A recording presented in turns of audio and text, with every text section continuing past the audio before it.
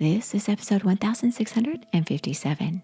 Welcome to the Daily Meditation Podcast. I'm Mary Meckley, and here you are, getting ready to meditate. You might be out walking around, doing your errands or driving. It's all good. Or you may be settled in a space that's designated as your meditation space, getting ready to give yourself some stillness.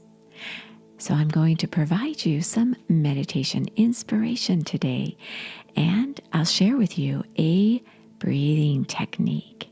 And this is a breathing technique to help you find joy in the ordinary. Our theme we're exploring this week is joy, an inner joy. Different from happiness. Happiness is fleeting, and happiness is great. It's good to have those fleeting moments. But when things are not going so well, and you may experience stress and overwhelm, you may find that if you haven't cultivated your joy, you may feel a little empty inside. And so as you look for joy and even plan joy in your life each day this week, that is your challenge. If you've been following along with the series, you know I issued a challenge for you at the beginning of the series where I encouraged you to plan your happiness and your joy. Plan moments throughout your day that will bring you joy and happiness. But as you do so, I want to mention that it's important to find your happiness and joy in the ordinary. When you can do this, then you have that deep inner joy, that eternal joy that's always there. It's part of you. And you become better and better at tapping into that when you focus on it. So to do this, think about your life and what you do, the things that may not seem so significant. They're the ordinary things of life. Most of life is ordinary. So if you're living most of your life without spectacular things happening constantly, then it's important to be able to find your joy in the ordinary. So when you do this, consider the tasks you might do each day. Consider if you commute, maybe you drive in heavy traffic each day, or maybe you're busy with your family. You have all kinds of work to do as far as cooking and cleaning and taking care of your home. Those things are ordinary things that you likely do day in and day out, and they can seem mundane. But if you can find joy in doing this, this can be your new secret weapon as you live your life. When I lived in Japan, I noticed there was a deep joy in doing the ordinary. In fact, the ordinary was celebrated. It was elevated. This makes me think of Madame Shizu Iha, who lived on the island of Okinawa when I lived there for a while before moving to Tokyo.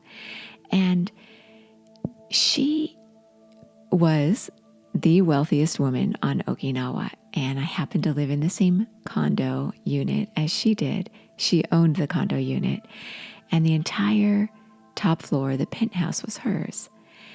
And she would invite the other people living in the condo, such as me, to her home a few times a year and cook an amazing meal.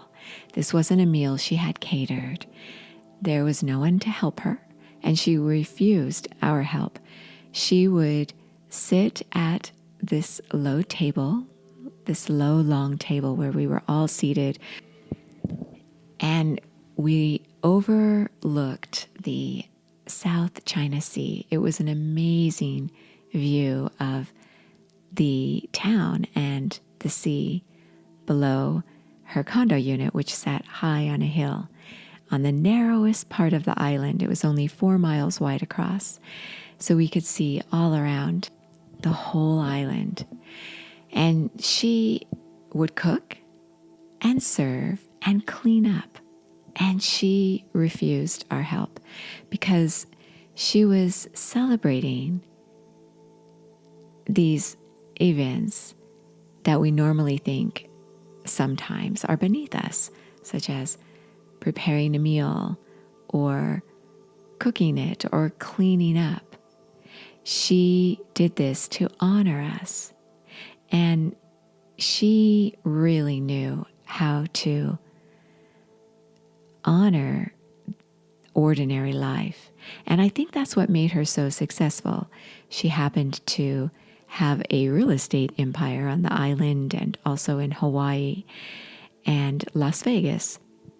So that's how she became Madame Iha, the wealthiest woman on the island. So I learned this from her, celebrating the ordinary.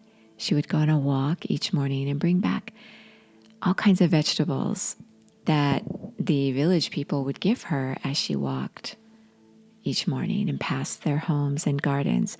And she would share it. She would knock on the door and be so excited about some big cucumber that someone gave her, and then she would give it to us.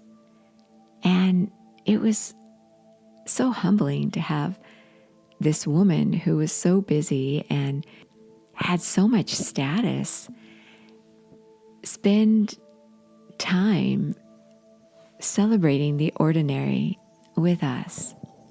So think about the ordinary in your own life as you settle yourself down to meditate. Right now, I hope you do it. Just spend some time in inner stillness. You get better and better at it the more consistent you are. And the more consistent you are, you begin to notice yourself responding much better to stress, even after as little as 2 weeks of sitting down for even 10 minutes at a time, relaxing your mind and body. You will notice big changes quickly. So the breathing technique I want to share with you is for you to listen to your inner wisdom, to listen to your intuition. And as you do so, just go with however you're feeling. Allow yourself to honor how you're feeling right now. So as you inhale through your nose and exhale through your nose, as you inhale, think of the ordinary joy in your life and listen to your intuition.